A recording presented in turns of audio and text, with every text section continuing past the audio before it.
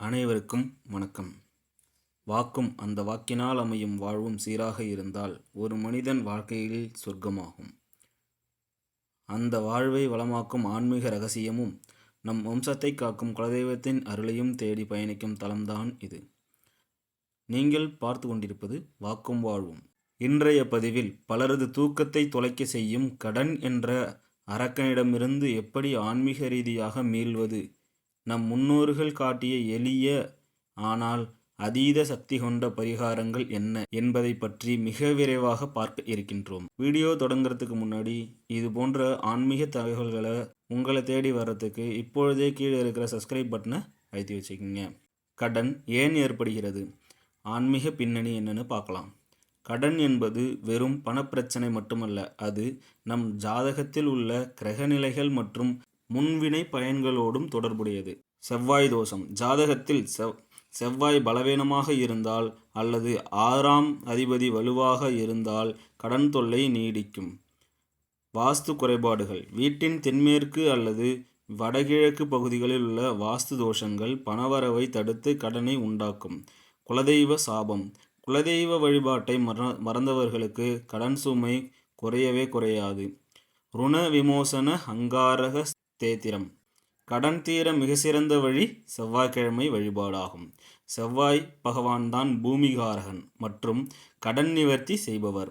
பரிகாரம். ஒவ்வொரு செவ்வாய்க்கிழமையும் ராகு காலத்தில் மதியம் 3 மணி முதல் 4:30 மணி வரை செவ்வாய் பகவானுக்கு செவ்வரளி மலர் செலுத்தி ருண விமோசன அங்காரக ஸ்தேத்திரத்தை பாராயணம் செய்ய வேண்டும்.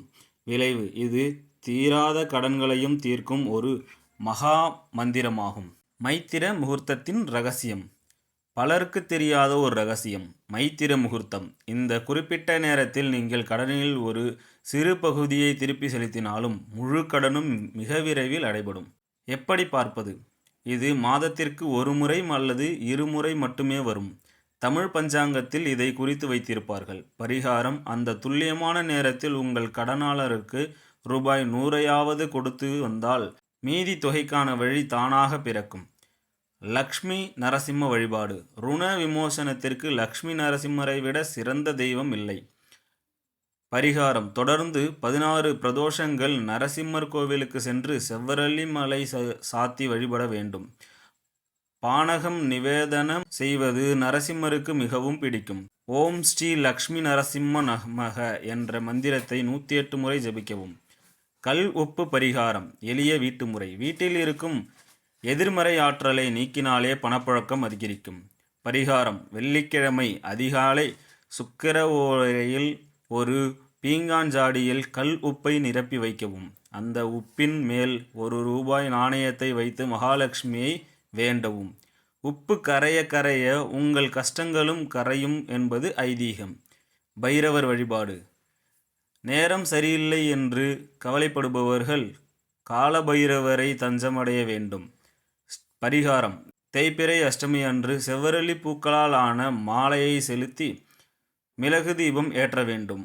ஒரு சிறிய வெள்ளை துணியை மிளகை முடிச்சாக கட்டி அகல் விளக்கில் நெல்லையெண்ணெய் ஊற்றி தீபம் ஏற்றவும். இது உங்கள் பணத்தடைகளை உடைக்கும். செய்யக்கூடாத தவறுகள். செவ்வாய்க்கிழமை கடன் வாங்கக்கூடாது. அன்று வாங்கும் கடன் வாழ்நாள் முழுவதும் தீராது.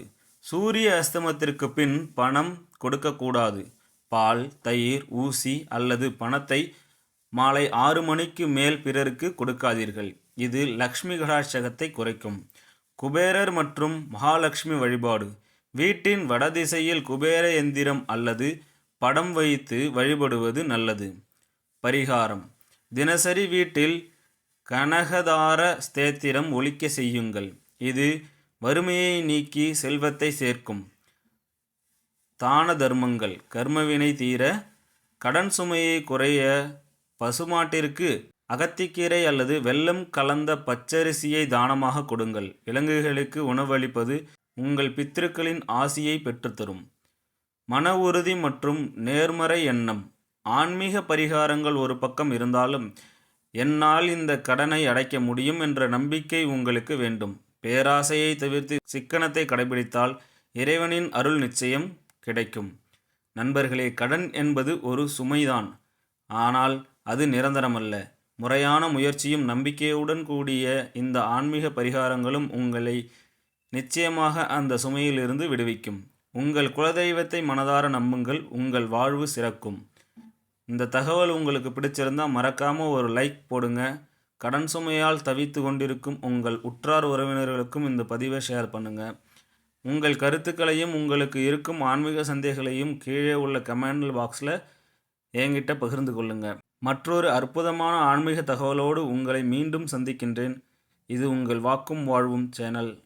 நன்றி, வணக்கம்.